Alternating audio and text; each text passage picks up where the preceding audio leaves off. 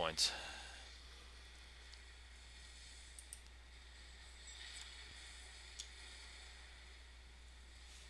And now Yang having to basically go back.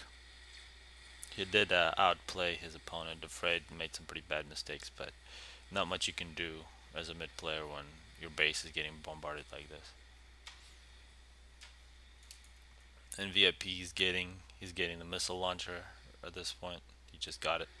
He's gonna put his ACU with a missile launcher and drop him off somewhere in the ocean.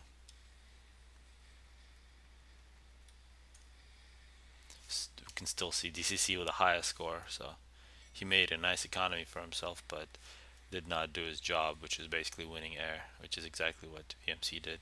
And you can see he's really not caring about doing stuff for his economy. He's happy with just making air.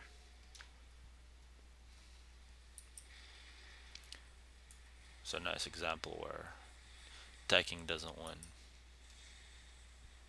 See VIP's ACU gonna get dropped off.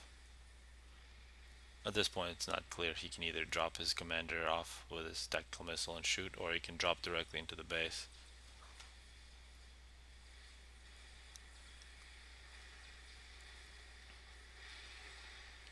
You look at how many kills. 40 kills for this cruiser, 45 for this, 40, 11, 0. So a whole bunch of kills coming from these cruisers. 40 for this destroyer. This navy basically has won this entire ocean, this map. And still a nice standoff between Carlos and Mr. White. White obviously has the advantage. His team is winning. He can just hang out.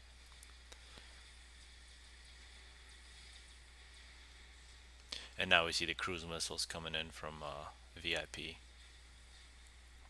And if you don't have nice sonar, the UAF commander doesn't have stealth on it, so if you do have a nice sonar unit, which doesn't look like Dim decided to invest in, which does take quite a bit of power, he is not able to see what is shooting him, and these planes have no sonar, so they cannot see this unit.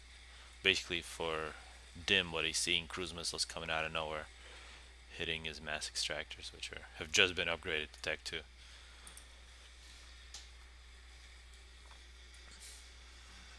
But a really nice piece of teamwork here. One player builds Air Force, the other one builds Navy, and they win. Mr. White making a push, but most likely won't be able to do much. There's quite a bit of Tech 2 submarine presence here from Cybern, which really dominate UEF.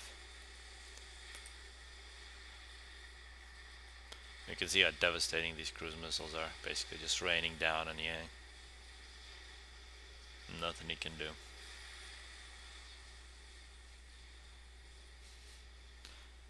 can see Schneck actually making some drops, so this is nice to see.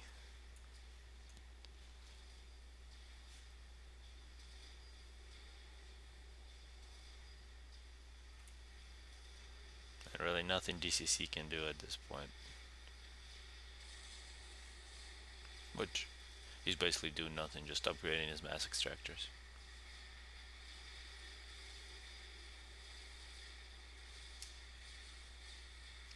And actually, at this point, 7 different mass extractors have been destroyed by this UEF commander. It's a nice strategy, of course.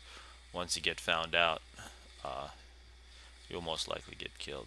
And it's interesting that Dim hasn't found out yet. He's probably realized, but he hasn't realized what's been shooting him. And at this point looks like they have seen that there's an ACU, and the Fred is actually saying commander. And this will prompt some Tech 3 torpedo bombers from Schneck, which will put an end to VIP. And at the same time he's doing that, he's making a nice drop to help Mr. White break this stalemate. So you see only a unit of 5 a force of 5 units here protecting this part of Carlos's base. He's gonna get 20 units dropped on this area, which will be able to take over. And then you see a nice scout, perfectly timed to see. And now, because this is only a Tech 1 radar, you get really late response. This air will not be able to get there in time. And you can see this T3 bombers flying over VIP, going on the water. Now they're going to chase it down. Really nothing you can do. So you see this nice drop. For the most part, Artie could have mixed a few tanks in there, maybe some T2 tanks, just in case he had some Tech 2 units or something, which can really decimate Tech 1 Artie. And you can see how powerful these subs are, basically taking us an entire force. And there goes VIP.